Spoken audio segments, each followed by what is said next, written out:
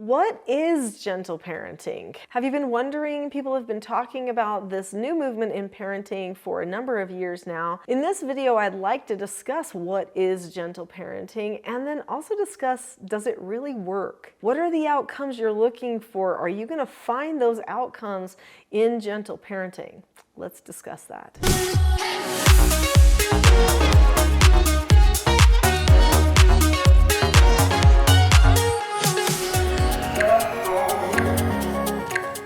So what is gentle parenting? Gentle parenting's main goal or focus is emotional validation.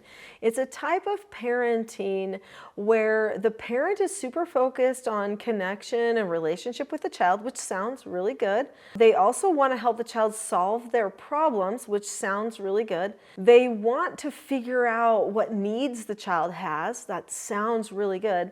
But they don't want to teach the child through cause and effect and corrections necessarily. They don't want negative consequences. They just want to have a therapeutic moment with their child. It is very common for parents when parenting to say to their child, like, why did you do that when something happened? And so it seems like everybody wants to turn into a therapist. And it is interesting to understand the why. But you know what? Sometimes the why is actually a massive distraction for what should we do about this. So that how can we fix the problem going forward? And sometimes when we get caught in the why, it actually makes every little moment seem like it's bigger than it is, or it makes it so it needs to be bigger than it really is. If you say to your child, I need you to brush your teeth, that's an instruction, and they melt into tears or whine, and I don't want to, and whatever. Okay, they may be having some emotional stuff going on. Maybe it's anxiety, maybe whatever. There's a lot of whys in there that we could try to figure out. Maybe they're too tired, so that's why they don't want to brush their teeth. There's a lot of things that you could figure out on the why. But ultimately, they chose to have that type of an emotional response because they didn't want to follow the instruction. Do they even know how to follow an instruction? That's not a why that a lot of gentle parents are actually asking. And that should be asked. Do they know how to follow instructions? Do they know how to accept no answers and criticism? Do they know how to accept consequences? I know that one's really provocative for gentle parenting, accepting consequences. But how else are you going to learn personal responsibility for yourself if you don't ever get the opportunity to accept consequences?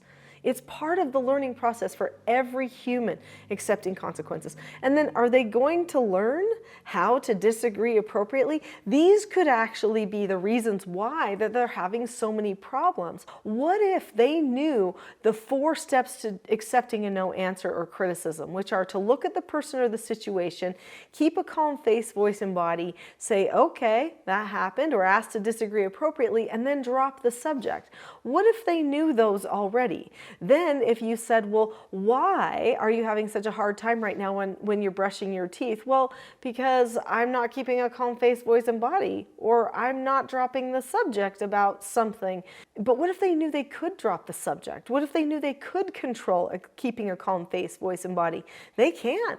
They can learn all of those things, but those things have to be taught to a person. So really the things that we're comparing here between teaching self-government and gentle parenting are gentle parenting is about emotional validation. Let's talk about the emotions. Let's see if we can find an excuse for the emotions. Maybe we can meet an unmet need somehow, somewhere, which is, valid to think about. But then on the teaching self-government side, we have the self-government principle. Do you possess a knowledge of your own behaviors so that you can control them? Do you actually understand what's going on, or do you think you're the victim of your circumstances? Because in the gentle parenting approach, there's a lot of coddling that ends up happening because the child is seen as a victim of their emotions and their circumstances instead of a person who gets to govern those emotions, those thoughts, based upon whatever the feeling is that happens. So they can have a feeling, but they get that moment to have a thought. And the self-governed parent says, let's decide what to do with that thought. And let's decide how to conquer our emotions so that we're not emotionally vomiting on everyone all the time and choosing to control with that. Children who are manipulative quickly learn what works to get out of taking personal responsibility. And looking like you're the victim is one approach that's very effective for not taking personal responsibility. That's going to be a go-to in a family that is using gentle parenting. And so it will seem like the child always has a need instead of the child just needs to learn how to say okay and take personal responsibility sometimes. When you're an adult and you go through life, if you spend your days thinking of yourself as the victim, then you're never happy. The gentle parenting approach doesn't ever focus on choosing happiness no matter what. I haven't seen that as part of the recipe. The gentle parenting approach doesn't give the person the skills that they need in order to just pick happiness even if they feel frustrated. To just conquer themselves and decide to be in control instead of allowing the circumstances around them to control them. Self-government trains a person for leadership. Emotional validation trains a person for dependency. I think that's why the gentle parenting movement is actually falling out of fashion.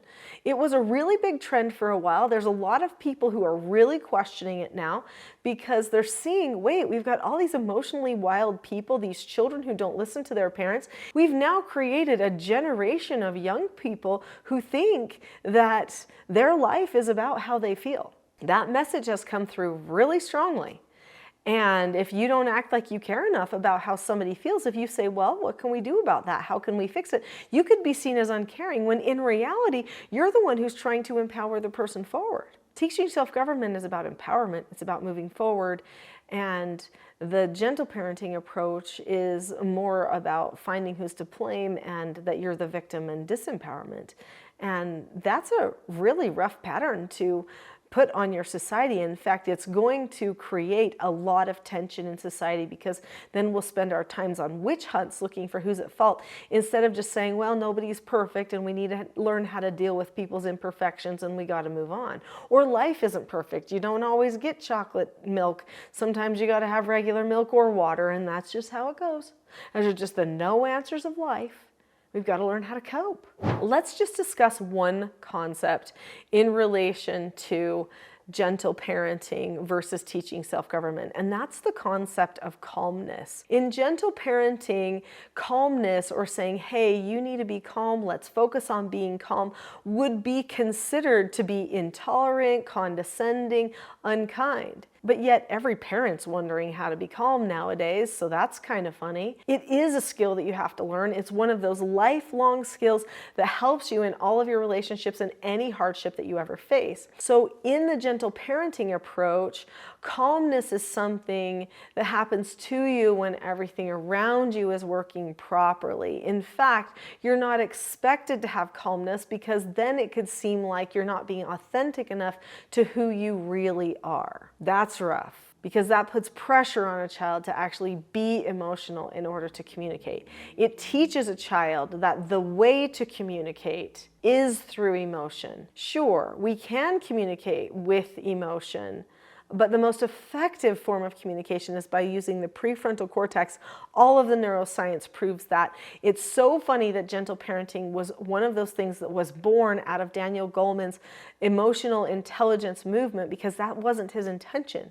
From what I can tell reading Dr. Goleman's book was that he wanted people to be emotionally strong, emotionally stable, to know how they work inside so that they could choose better and not end up having emotional problems. That would be considered emotionally intelligent, that you would know yourself well enough that you could choose not to have emotional problems. I think we've missed the mark just a little bit there. There's so many more things about teaching self-government that I would love to teach you, but this isn't the video for it. There is a video, however, that is a full-length class about the skills and principles of self-government that would be very beneficial for you. There's also a free gift there that should be something that you could use in your home. That video is called The Not-So-Known Secret for Parenting Success. Click on the link to that video next. I'll see you there.